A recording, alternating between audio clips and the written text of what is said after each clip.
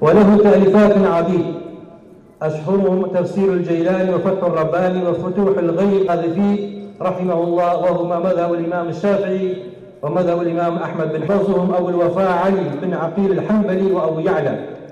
ودرس الأدب عند أبي زكريا يحيى. إما الكردستانيش بديل ما جاء من داليو يقول كما في من وايع كردستان آزاد وسرفراز نبيته.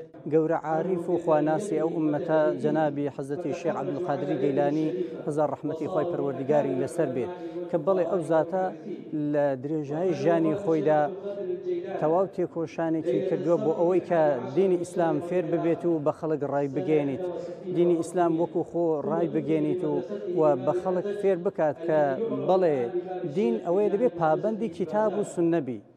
دینی ئیسلام ئەوە نییە کە وەدوو قەولی هیچ کەسێک بکەوی کە لەخۆ بۆ خۆی قسە و لێدوانی لەسەر دین کردووە و ئامانجیش لەو کۆڕ و کۆبوونەوە مەجلیسانە ئەوەیە کە بەڕاستی ئێمە پابند بین بە قورئان، پابند بین بە فەرمایشتەکانی پێغەمبەری خوددا صلی الله علیه وسلم کە عولەمای ئومەت ڕوونی کردوێتەوە و ئەوەش دەمانهەوێت ڕابگەێنین کە بەڵێ پابند بوون بە کتاب و سوننە لە ڕێگای یەکێک لەو چوار مەزهەبانەوە دەبێت، هەروەکو چۆن حەزرەتی شێخ عەبدولقادری گەیلانی 30 ساڵ لە تەمەنی خۆی خوێندوێتی و لێدوانی لەسەر بابەتەکانی ئاینی کردووە بەوە گەیشتووە کە بڵێ یەکێک لەو چوار مەزهەبانە دەبێ پابەندی پێوە بین بۆ ئەوەی کە ئێمە هەمومان یەک ڕێچکە و یەک ڕێباز و یەک مەنهەج بین و یەکگرتوو بین.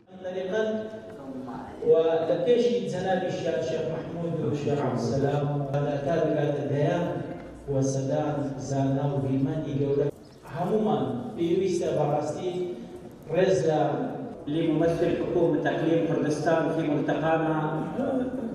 أنا الحسني الأصل عبد القادري. تفضل الشيخ جاسم كركوكي المحترم نبض لإدارة ملتقانا بحضور. دەمانەوێت جانیبە عیلمیەکەی و عیرفانیەکەی لەم دیدارەدا تەرکیز بخینە سەرەوە ببێتە سەرەتایەک لە بۆ چەندین دیدارەکانی داهاتوو.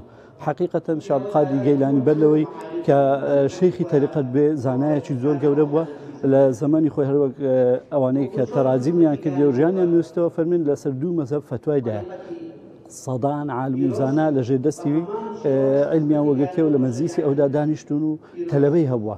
یعنی یەکێ لەوانە مەسەڵەن ئیبن قودامەی مەقدیسی ئەو کە زانایەکی حەنبەلیە و کتێبێکی زۆر گەورەی ئەوانەی کە لەو بوارە شارەزان دەزان بە ناوی ئەلموغنی لە فیقی حەنبەلی سەیرەکەی تەلەبەی شێخ عەبدولقادری گەیلانی بووە.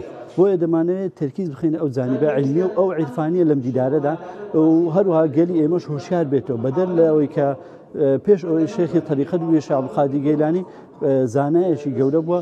ئێمەش وەکو کوردستان کە ئەو هەموو تەچێ و ئەو هەموو خانەقایە لەو کوردستانە هەنە مەفروضە حقیقەتی ئەم کەڵە زانایانە وەک خۆی بناسێنی. سيدنا محمد وعلى آله وأصحابه حق قدره ومقداره العظيم. حي الله هذه الثلة المباركة من العلماء الكرام من أعظم شخصيات طريق التصوف والعرفان، ألا وهو حضرة القطب